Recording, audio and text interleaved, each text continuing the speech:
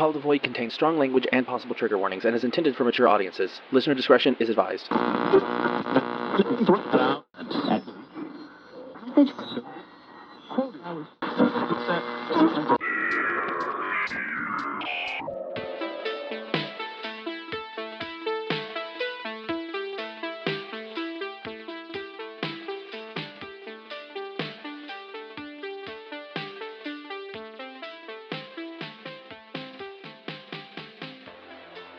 Hi, I'm Deacon. Hi, I'm Jack. And welcome to Call of the Void, a podcast about all things weird and macabre. I want to say first and foremost that this episode is a fan-requested episode. One of our lovely patrons on Patreon decided to give us some ideas, so thank you so much to Jerda for giving us the ideas for this episode. And sending us on roller coasters, apparently. Oh, God. Speaking of, I don't know too much about your story. We researched independently. Yeah.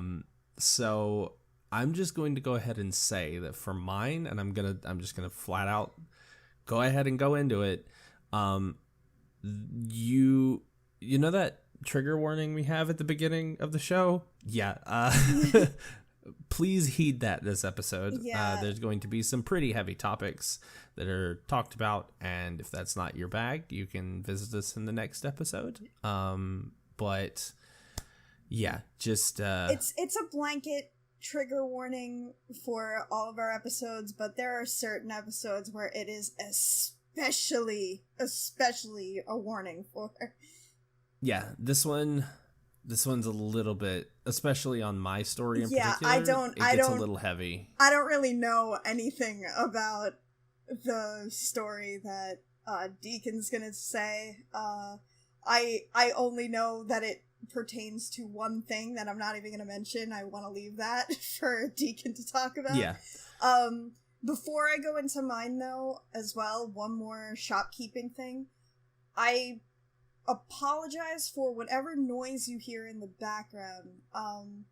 Normally I'm able to kind of just deal with it and keep my fan off in my room, but my room is a furnace, and it's the dead of summer right now, and yeah, I don't have an air conditioner. Even if I did, my microphone is hypersensitive, so it would pick it up. And I tried to record without it. I did a couple of test recordings. And yeah, I couldn't do it. It's way too hot in my room. So I apologize for the background noise or any potential voice distortion you might hear from when I edit later. But yeah, that's basically all I have to say about that. If it's the dead of summer instead of a furnace, it should be a crematorium. Ba boom boom boom boom boom. Get out. I'm leaving. Bye. No, come back. Anyway, all right. So starting with your story, and then we'll finish up with mine. What do you have for me this episode? Okay, so let me explain to you first the roller coaster that I went on researching this. So, when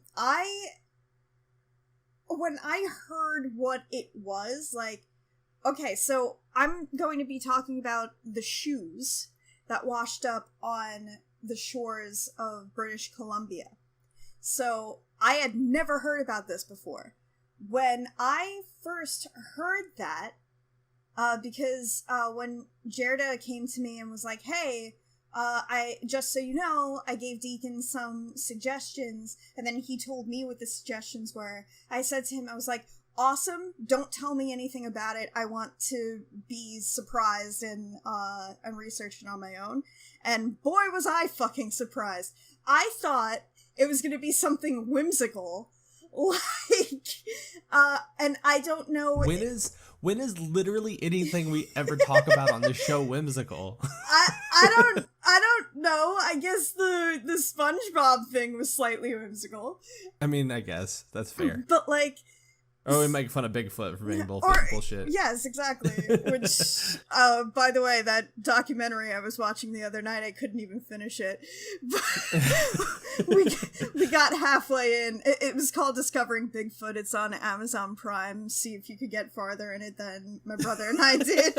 We got halfway through. I posted a clip of it on Instagram that I was like, this is too ridiculous now, I can't do this. Mind you, I got through the entirety of both Killer Clowns from Outer Space or whatever the fuck and Jason X, but I couldn't finish this documentary. Yeah, but it's because Bigfoot's bullshit. And if you're keeping track, I think this is like the 10th or 12th episode in which I said that. By the next one, you get a free cotton candy. But anyway, yeah. So I thought that it was just going to be this whimsical thing. Like, I don't know if you know about this, and if you don't look it up, because it was a thing I was thinking about talking about on here. But there was a thing about Garfield phones, pieces of Garfield phones that, nope. Okay, good. But, like, I thought it was going to be something similar to that. And then, earlier today, before I really started researching, I went, you know what, let me just do, like, a quick search for this within just the blurbs on Google, like, not even clicking on the articles. I went from, oh, this is going to be whimsical, to, oh, that's what's going on here. And then just before I went to sit down at my computer to do like in-depth research, I told my brother what I was going to be talking about today, and he apparently had heard of it before, and he just gave me this look like, no! So, I'm going to jump into it. Enough of the introductions. So, the basics of this are that since, August of 2007, up until this year, actually, 15 different shoes have washed up on the shores of British Columbia. The big thing, though, about this is there were human feet inside of them. Which isn't funny. It's not funny. That's more of a nervous laugh, because what the fuck? So, several of the remains have been identified throughout the years, though there are a couple that have not been identified. And the British Columbia Coroner Service has set up a map, I think, that started around the 14th foot that washed up on shore, but they've since updated with the 15th. Both of these maps, the one that had just the 14th and then the one that had the 15th, are going to be in the articles that I link in the description if you want to take a look at all of the source material. But yeah, so for whatever reason, most of the remains that were identified were male. There was only one female that was found. Some of these feet were actually sets. Like, for example, one of them, one foot showed up sometime in February one year. I think it was back in 2008. In February 2008, one foot showed up, and then about 4 months later, in June, like mid-June, the other one showed up. So there have been cases where it's 2 feet belonging to the same person. It's not just like 1 foot every so often, and like they're both left feet and right feet.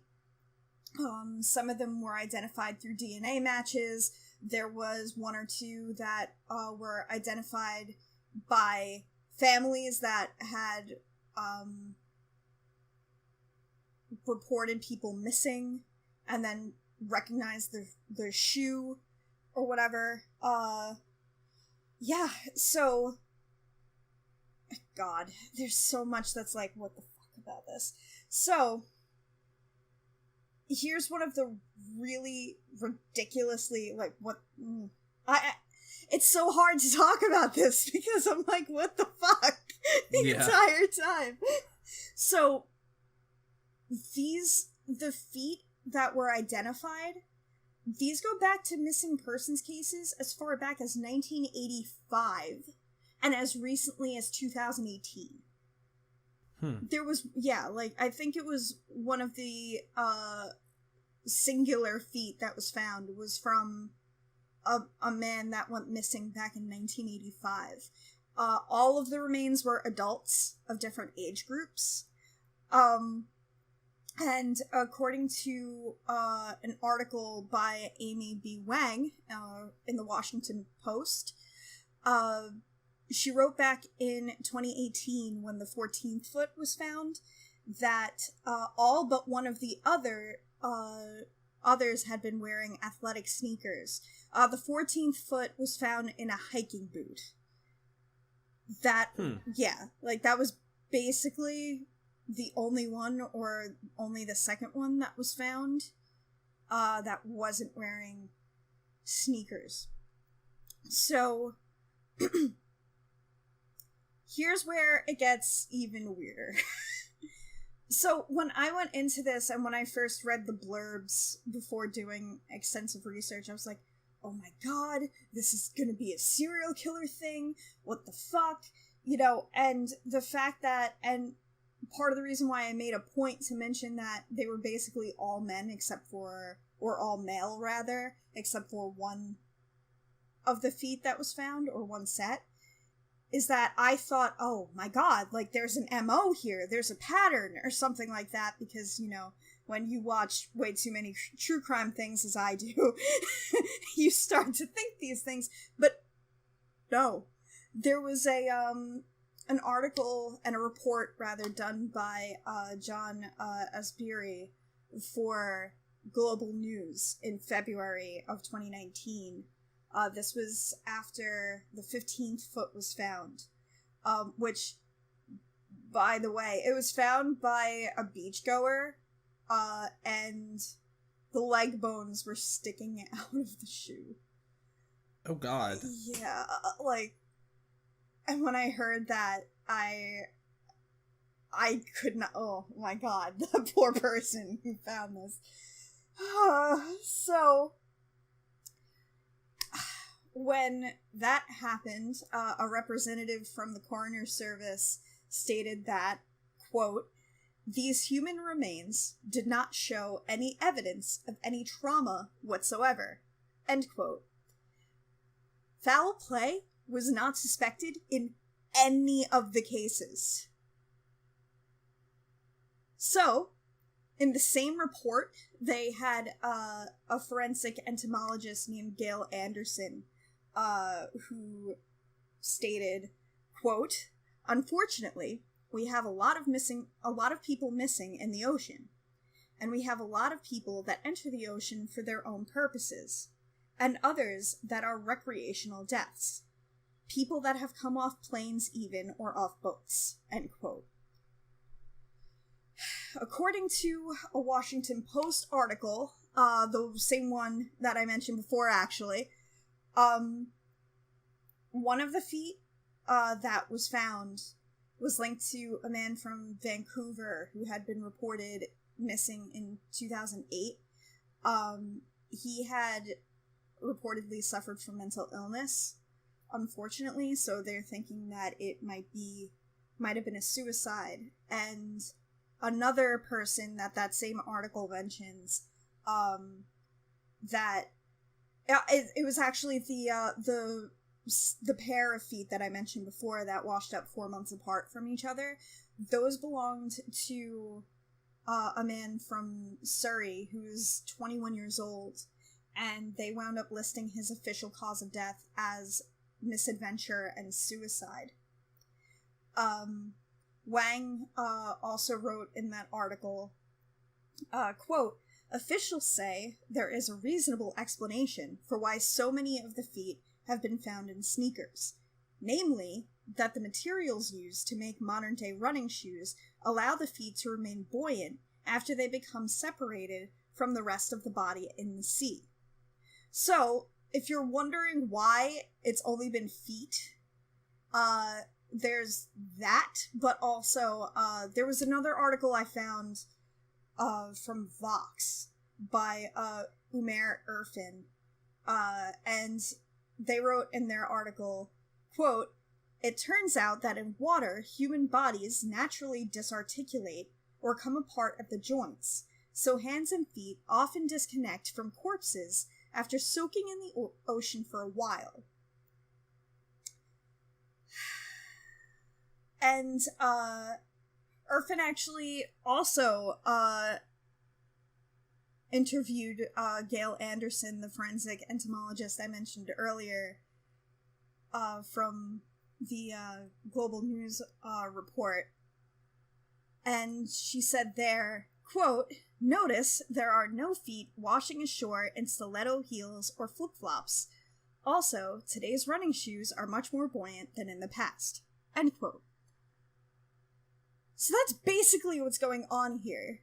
Like, yeah, there's no evidence of foul play in any of these things. There's no trauma to any of these joints or whatever. There's nothing. I think it was the Vox article that specifically stated that it didn't seem like it came apart from, like, mechanical means.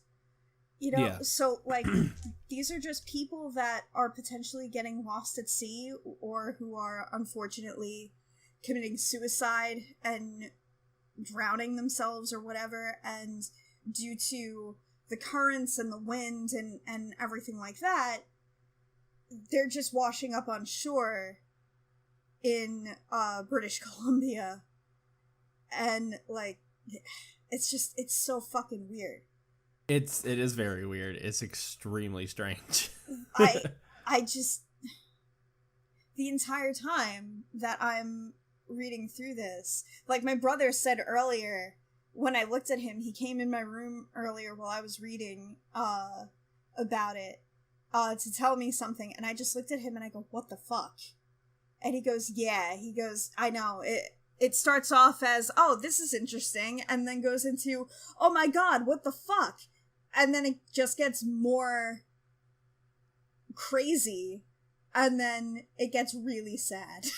Yeah. And yeah. It's just, wow. I thank you, Jirda. Thank you. Thank you for this roller coaster that I was not prepared for. I just, wow, I can't. This is one of the weirdest things. And again, like, I don't mean to laugh. It's a nervous laugh, because I just, wow.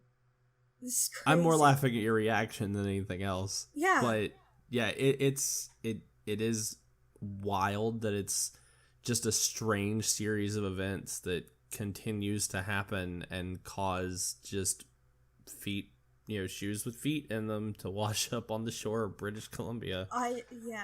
It's really strange. It was actually in the Global News report that I read / watched, because a couple of the quotes I got were from the video that was attached to it. There was a police officer that they interviewed, I guess, at the scene, and she was talking about the person who found it, and one of the things that she said was, like, obviously this is something that can be very disturbing for somebody to find. Yeah. Like, I can't imagine. I really can't. Like, the beach I grew up near, like, I make jokes and stuff about it all the time with some of the shit that's washed up on shore there, but I can't even imagine if that started happening. Yeah. I mean, I think the worst thing that we've got here is, like, a constant stream of shark attacks. So, I mean, that's arguably worse, but also But that's the thing. at the like, same time. So stay away from beaches this summer because you might end up with, some flesh-eating bacteria or shark attacks. Dude. No, but that's the thing, like, and that's part of why, even more so, I'm just so flummoxed by this whole thing, is that, as I was reading, and the more they were like, oh, no foul play suspected, I was thinking, oh my god, is this, like, sea creatures, like, or something like that? Maybe not sharks, because, habitat and all that, but, I was like, is this gonna be a thing where, nope. It's just, I can't. I feel so bad for everybody that found something like this. Yeah. I mean, like, the one thing that, if there is any good note to take away from this, and I say good, what, with the biggest, like huge air quotes. Yeah, with the biggest of air quotes, because it's, it's never good to find out that somebody that you care about that was missing is actually dead, but, one of the articles, I don't remember which one, made a comment about how, at the very least, it's providing closure. Yeah, closure. And especially the guy that went missing in 1985. Oh, yeah. Like, it took how many years for that person's family to find out where they were. Yeah. Just, so, from my what the fuck to your double what the fuck from what you've told me, I don't know if I'm ready. I was gonna say I'm ready to have my mind. I was about to say, are you ready for my mind fuckery? I was about to say to you, I'm ready to have my mind blown, and then I was like, actually, I'm not sure if I'm ready for this, but whatever, hit me with it. Okay, well, hold on to your butt, because this is going to be a wild ride. So keep arms, feet, other objects inside the vehicle at all times. Okay, when you get to a certain point, I'm going to say what the only thing I knew about this story was, but I don't want to mess it up first, so... Okay, yeah. So I'm going to talk about a man named Natalie Moskvin. He was born in Nizhny Novgorod in 1966. And so while he was in school, his parents, this is obviously Nizhny Novgorod, and his name is Natalie Moskvin. This is a Russian man. Yeah. But so at a very young age, in like third grade, his parents started to notice that he had very strange behaviors and mannerisms, and he was also a very intelligent young man, so his parents just kind of chalked it up to that. There was one day in third grade when he came home and was covered in bruises, and it turns out he had been raped by an unknown man who he never told this to his parents. He just lived with it. There are a lot of stories in this where, like, he was beaten by people for, like, whatever reason. But yeah, but his parents noted that, something was off about him, but they just sort of chalked it up to, it was his intelligence that was making him socially awkward and that sort of thing. So, I mean, he always loved history and he loved learning about different things. And it wasn't until he was 12 years old that he had an event happen to him that sort of shifted his worldview. So in Soviet Russia, they used to, like, recycling was a thing that was handled by the government. Okay. And schools would hold competitions for kids to go out and pick up waste paper. And they, like, the kids would go out and pick up paper from different places and then bring it back, trying to beat their other classmates, you know? So Moskvin ended up in a stranger's yard and noticed about 24 adult figures, all wearing black robes and holding candles over a coffin and singing in a language he didn't understand. Uh-huh. And he... So as he was leaving, one of the robed figures pulled him back in and insisted that he should kiss the face of the dead child that was in the coffin. It was a girl. Her name was Natasha Petrova. She had died when she was 11. She reached out of a bathtub after a shower to grab a towel and grabbed onto an open electrical wire and died instantaneously. Yeah. So he tried to back away and leave. And I mean, his actual quote is, "A woman, apparently the mother of the deceased, gave me a large Hungarian apple and kissed my forehead. She led me to the coffin and promised me a great deal of candy, oranges, and money. She told me to kiss the deceased, and I burst into tears, begging her to let go. But the sectarians insisted. Everyone again sang prayers in a language I didn't understand, and one of the adults drew my head to the waxy forehead of the girl in a lace cap. I had no choice but to kiss her where I was ordered." So he kissed the girl 3 times, at which point they produced 2 copper rings and told him to put one on the finger of the girl and one on his own finger, and told him not to say anything to anyone for at least 40 days. So he essentially effectively married this dead girl.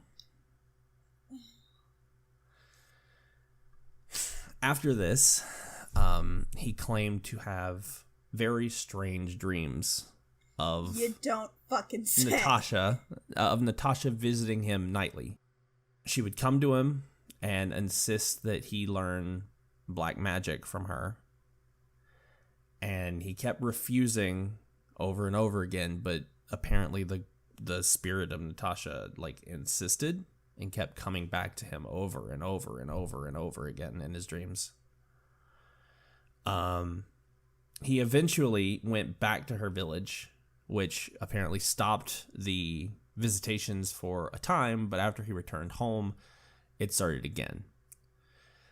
He told his parents about this occurrence, but they took him to a doctor who basically just said that Moskvin was undergoing puberty. Okay.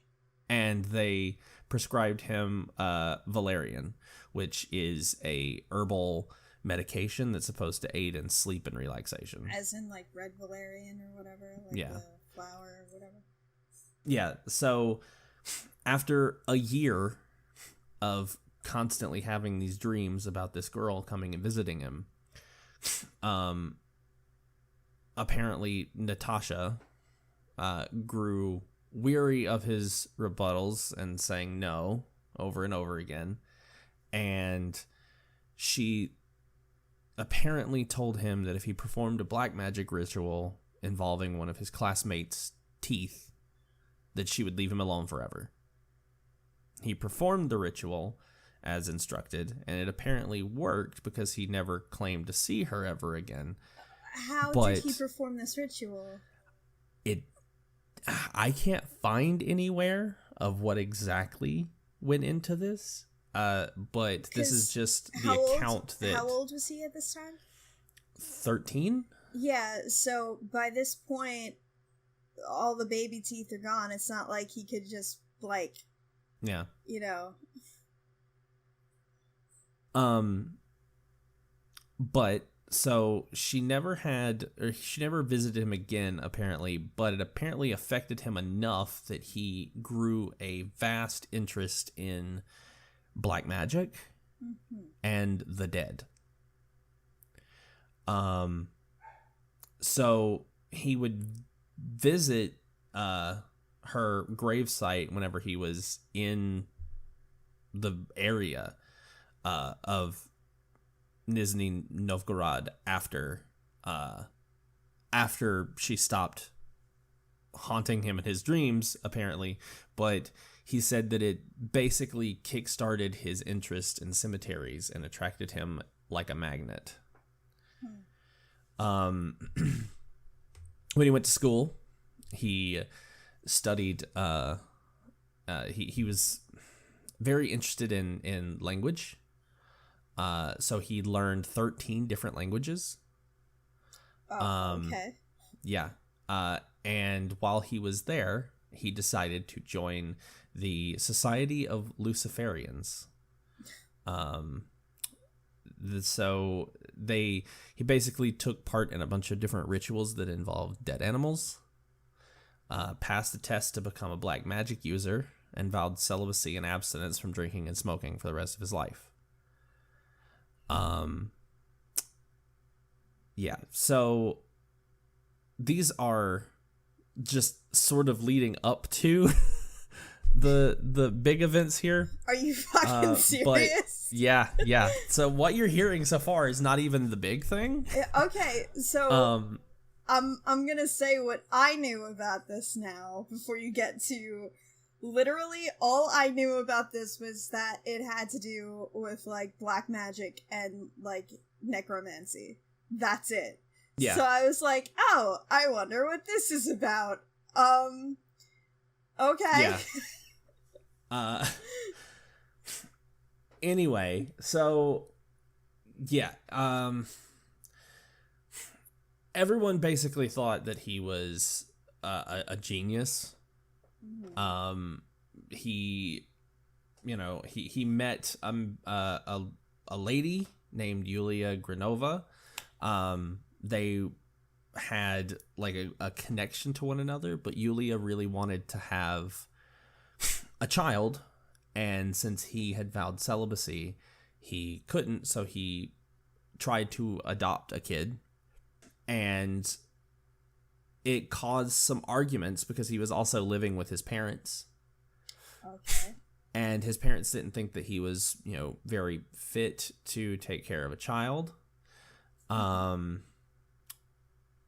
And like they were the ones who were keeping him going financially. Okay. So they didn't think that they could take care of him and another child.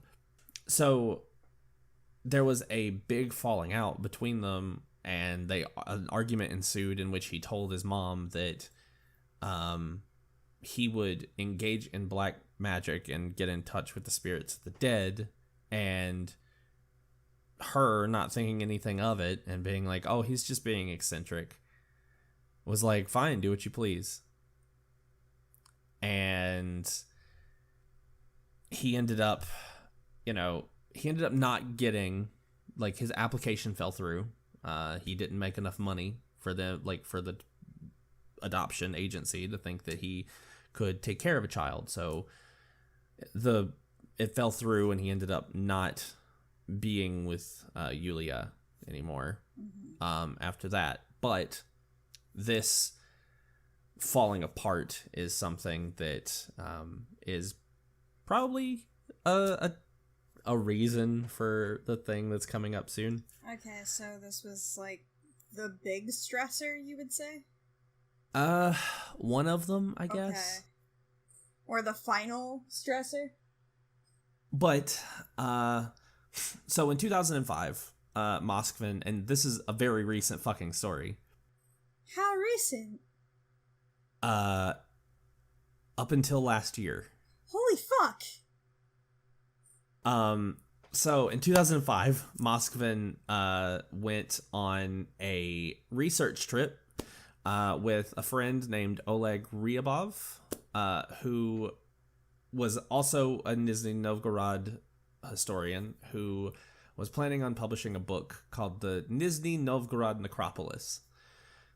And Moskvin was sent to go around the different cemeteries and basically do research, do rubbings of the headstones, get as much information as he could off of them, find out who these people were, because a lot of the records from like the Soviet era were unreliable, and the handwriting was so bad in some cases that you couldn't rely on things to be trustworthy.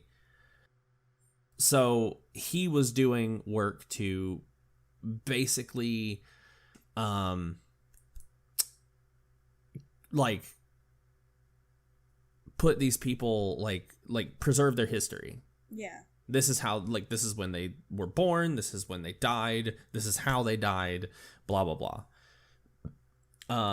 So for 3 years, Moskvin walked across Nizhny Novgorod, averaged over 30 kilometers a day. Pretty much all of it was on foot. And he claimed that he read books while he was walking to like keep his mind off of things. Yeah. But he usually arrived in the cemeteries in the evening and would spend the remaining daylight hours scraping moss from the headstones, writing down people's names, all their information, that kind of shit. And usually he would end up sleeping in the cemetery. So either in the entrance or in a haystack or, he claims that once he slept inside of a coffin that had been kept in preservation for a funeral.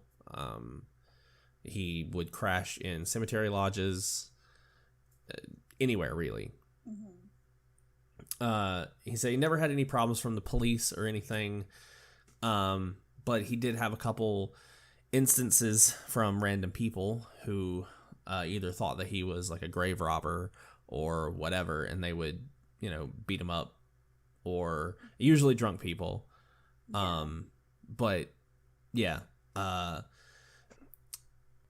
So between 2006 and 2010, after he was doing all of his stuff with the cemeteries, he began doing a lot of journalism for different papers, where he would write papers about like the deceased. He would talk about like the history and all that sort of stuff, and started to talk about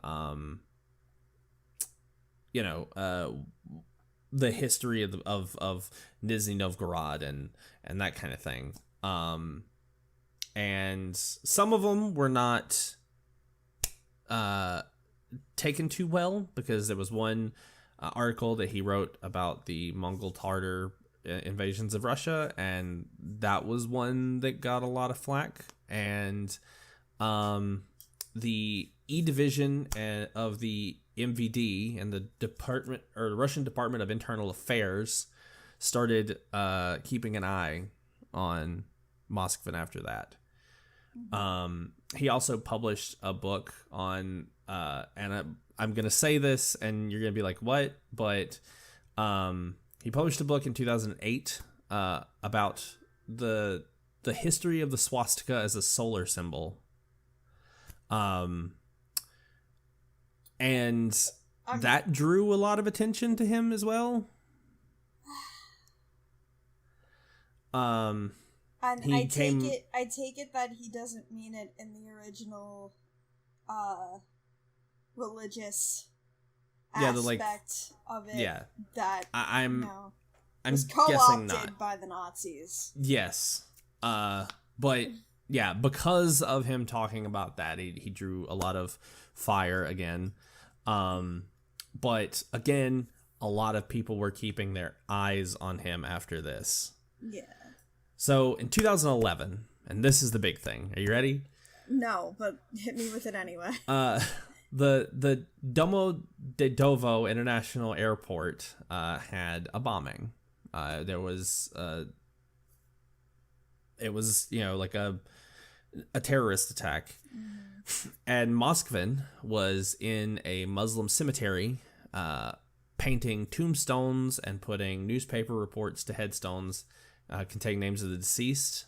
Okay. This followed a flurry of anti-Muslim activity that was going on in the area, and the desecration of Muslim graves around the region. Mm-hmm. So the E Division, who had been keeping an eye on him, arrested him. And they thought that they were going to find a lot of like anti-Muslim stuff in their home, like in his home, which he was sharing with his parents still. Wait, so hold up. This dude, so this dude has a falling out with his parents, but still lives with his parents? Yes. It gets worse. Instead of finding anti-Muslim stuff in the home, they found about 29 human-sized dolls. All dressed in women's clothing, painted with very crude makeup. Some of them had music boxes in their chests, which would allow them to, air quotes, communicate with him whenever he talked to them. The scene was littered with these dolls just throughout the home. Were they like real dolls? We'll get to that. Oh no. No. So the E Division was cleaning and going through the apartment, and they noticed that some of them shook whenever you picked them up. And when they opened it up, they found stored inside each one was the mummified remains of a human body. Moskvin, in his adventures, had been collecting human remains of different people who he thought had interesting deaths, and was making life-size dolls out of them. These people were all female, aged from 3 to 27, or I think 30 is what it usually says, but yeah, aged from like 3 to 30. So they found 29 of these in total, and they were all dressed in pretty much the outfits that they were buried in. He would find like makeup and stuff in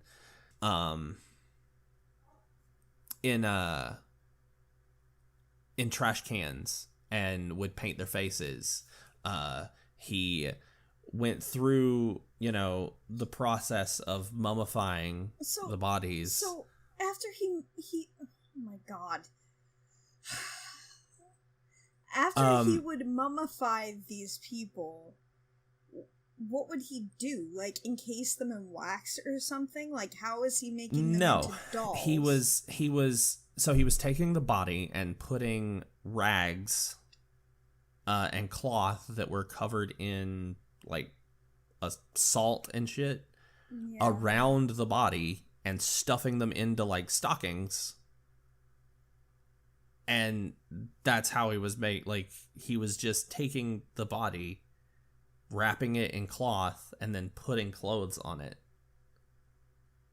This is the first time that I wish that we video recorded this, because the look on my face.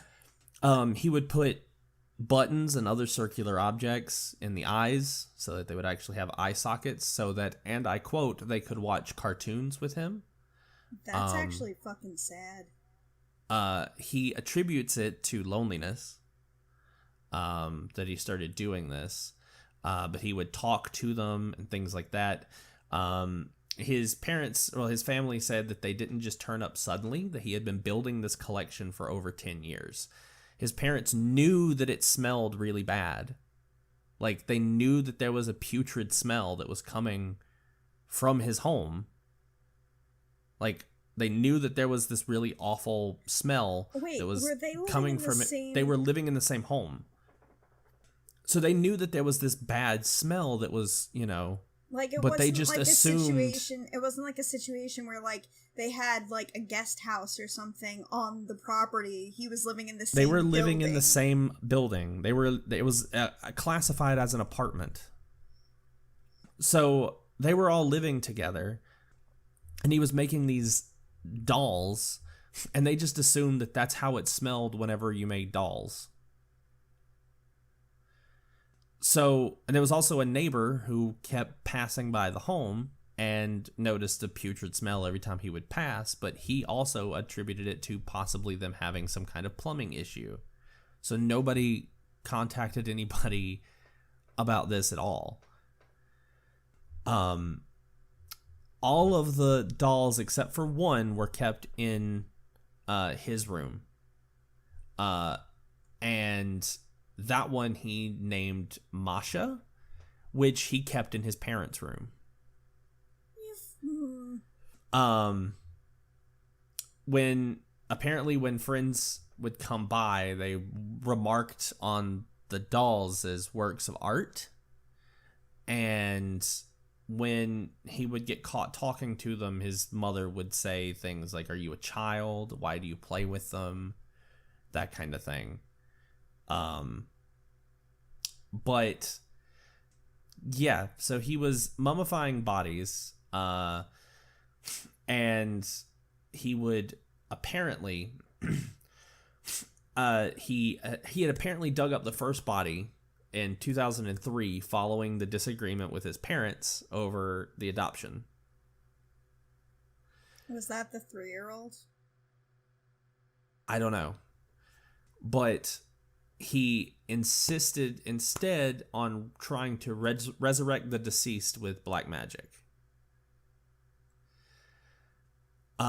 So he would like cut a hole in the lid of the coffin at like the head and pull the remains through it, and then level out the area so that if any, like, the family members who came by to like visit the grave would not notice that there was anything changed.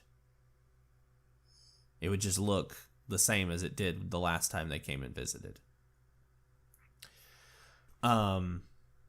So he would go buy like salt and stuff from the store and find stockings in like garbage cans and stuff like that, and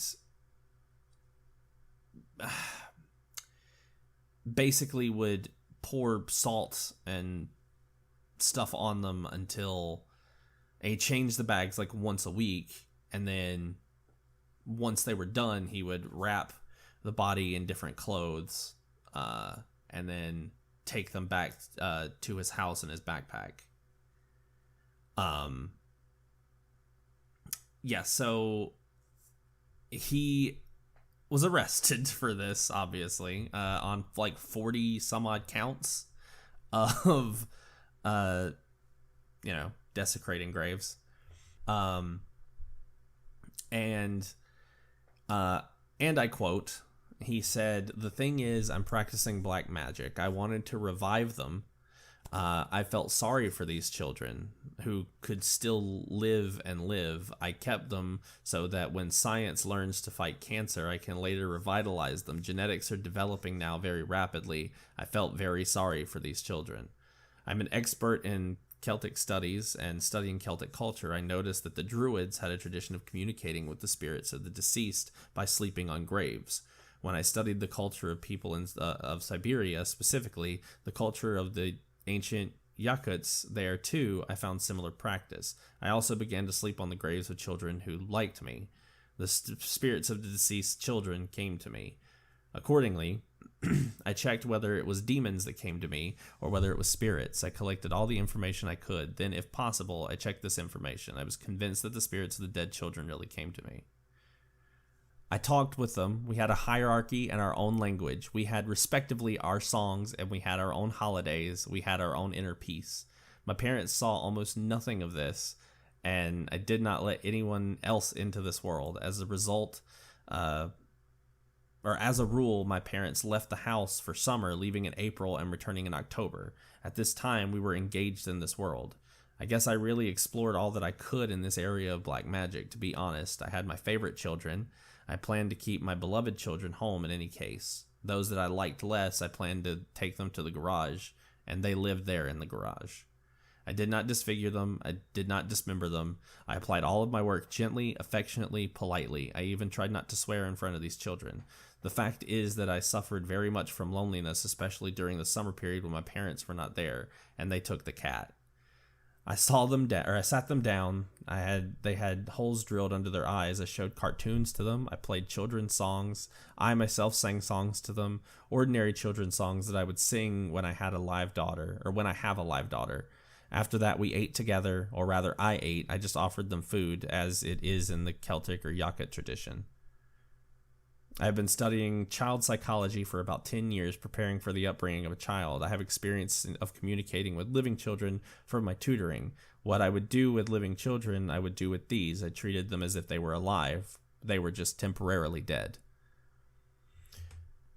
So he realized that what he was doing was illegal, but hoped that he could preserve the dolls and create these children and treat them like they were children, basically until they were able to clone. And then he planned to try and clone the children that were inside the dolls, or the people that were inside the dolls, to give them another chance at life.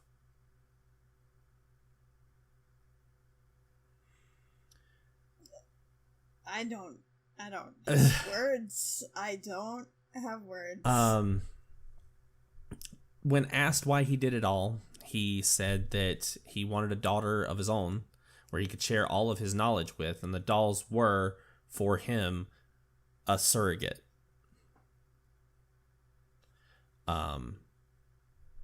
In May 2012, he was put on trial. He faced 5 years imprisonment, but he was deemed insane and exempt from any court liability or any criminal liability. He was diagnosed with paranoid schizophrenia in 2013. And instead he was sentenced to a psychiatric clinic and have his case reviewed every 6 months. A lot of people wanted him to have the death penalty. A lot of people wanted him to be in prison forever. But he was ordered to pay around $75,000 US for moral damages to the families of each child. One of those families, she had no idea that her child had been dug up. She thought whenever she was visiting the grave that her child was there.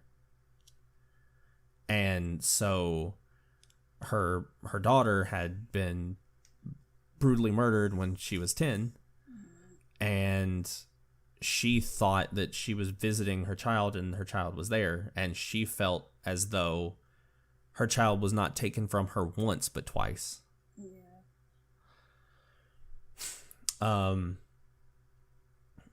So in 2015, his usual hearing was to take place to extend his stay in the psychiatric hospital. However, he had a new lawyer, Violetta Volkova, who, if you don't know who that is, she's, do you know of the band Pussy Riot? Yes, I do. She's the one who defended them. Oh, okay. Oh, so she's super high profile. Yeah. So she was, so the thing about this place that they had put him in is they were feeding him upwards of 15 pills a day and locking him in isolation, and guards were beating him constantly, and other people in the psychiatric facility were beating him constantly. So they were trying to transfer him out to another psychiatric facility. Yeah. So in 2018, he had another hearing that basically allowed him to take all of his like psychiatric treatments at home instead. So he is, by all accounts, technically a free man. His parents didn't really even want him to be let out again because they feared that like he would just go back to doing what he was doing. And there's a lot of people who feel like he will. But so is he back with his parents now?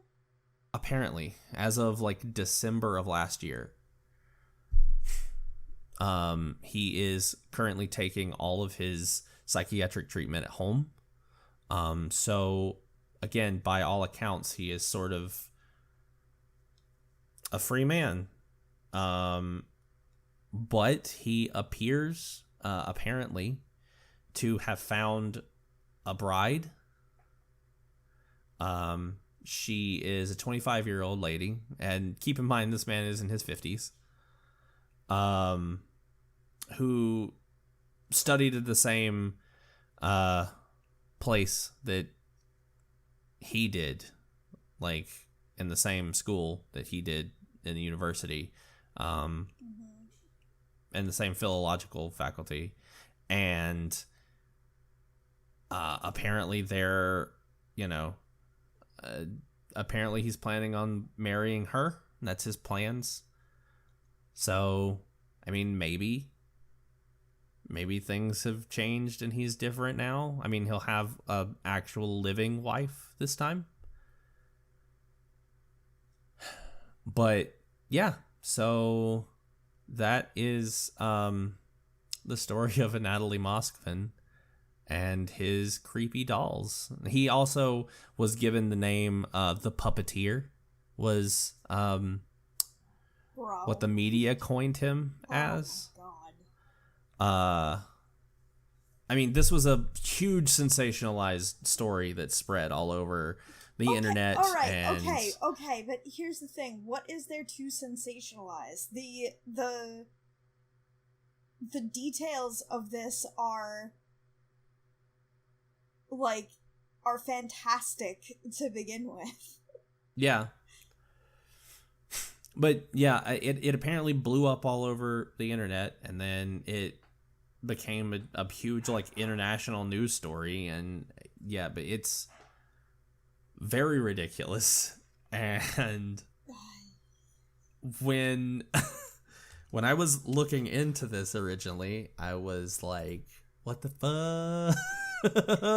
So here's the thing. Tonight when I'm trying to go to sleep, the one phrase that will repeat in my head over and over again is the doll shook. Yeah. Like I said, he would put music boxes in their rib cages so that whenever he talked to them, they could talk back to him. So whenever they said that it shook, like when they shook them, there was like a rattling sound, and they could hear some of the bones rattling around, but also they could hear the music box, so they cut it open to see what that was and found human remains in there.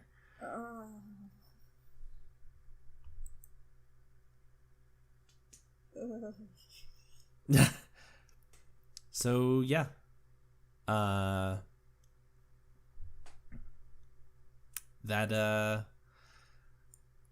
Yeah. There's really not much to say. Like, this is a wild fucking story. And when you told me, you were like, hey, which one of them do you want to do first? And I was like, mine's a fucking doozy, fam. And me very innocently was like, okay, then we'll end on yours. Jerda, oh, God. Jerda, what did you do to us? So, thank you, Jerda, for... Thanks, I hate it. The weeks of Nightmare Fuel. It's nothing compared to the Thomas the Tank Engine gif that you saw earlier. Oh my god, that... I'm going to continue to remind you of that Nightmare Fuel forever. I mean, that also has a very special place for me as Nightmare Fuel, considering. For those of you playing at home, Deacon's referring to this gif that's been going around of, it's Thomas the Tank Engine, but then, like, his face comes out of the engine and he has, like, centipede arms. Yep. And so, for those of you just tuning in, I'm pretty sure I've mentioned this before, but, my apartment has a really bad centipede problem, during the warmer months. So I especially hate centipedes. I sleep in a bug tent on top of my bed because that's the only way I can ensure that nothing falls on me in the middle of the night. And my room, which gets super hot as it is even hotter because of the tent. So yeah, that's how I'm living. Yep. Oh my god. But, so yeah, again, thanks for the nightmare fuel, Jerda. We appreciate it. God damn. I mean, Jerda, congrats, you've done the one thing that I don't think either of us have been able to do, which is make each other simultaneously in an episode go speechless and like, huh. Oh, yeah. Deacon's more so than mine, I think, but... Oh my gosh. Oh, man. But that's all the time we've got for this episode. So before we head out, I just wanted to take a moment to say thank you to our wonderful friends Jen and Luke for allowing us to have our weird ass fucking podcast on your website. We very much appreciate it. They are wonderful, amazing human beings, and you can follow them on Twitch at twitch.tv/FierceFerrets. They stream pretty much every day for the most part, with a few exceptions. But yeah, so you can go watch them there. And if you want to catch us in anything else, we are also in some other podcasts that we have on, their channel and on their website. One of which is The Last Light, which is our Starfinder podcast. And the other is Drunk Fandom, which should be coming back soon. Yeah. We're still working on recording. We're really bad at this. A lot of shit has happened. Yeah. Within the past few months that has continuously delayed things. Like, I think I mentioned this before, but I recorded my first episode and now I have to re-record because of a technical issue. Like, it's basically been Murphy's Law as far as the Drunk Fandom podcast is concerned this year. So hopefully that gets on track again sometime very soon. Yeah. But yeah, so you can find us in their other podcasts and other various sundry things that we do around the internet. So yeah. You can also find us on social media. We have a Twitter account and an Instagram account. The username is the same on both. It's at the COTV podcast. So follow us for like silly memes, for scheduling updates, and the like. And also we are on Patreon and Ko-fi, so you can drop us a line there if you are willing and able to help support our show. And if you pledge to the $5 tier or up on Patreon, you get exclusive access to our Discord server and also shout-outs at the end of every episode. Speaking of, we would like to thank Brandonson, Jerda, and Fierce Ferrets for being our wonderful, wonderful patrons. We love you very much, and we very much appreciate it. And also, if you have any suggestions or ideas for things that you can have us talk about, like Jared did this episode, you can toss them at our Instagram or Twitter or any number of ways that you can contact us on the social medias. So yeah, you can find us there. Or if you want to join Patreon and get in our Discord, you can throw some suggestions at us there as well. Yes, we actually have a channel specifically dedicated to it. Yep. But I think that's everything. Mm-hmm. And yeah, so with that, we will see you guys later. But until then, sweet dreams. Bye.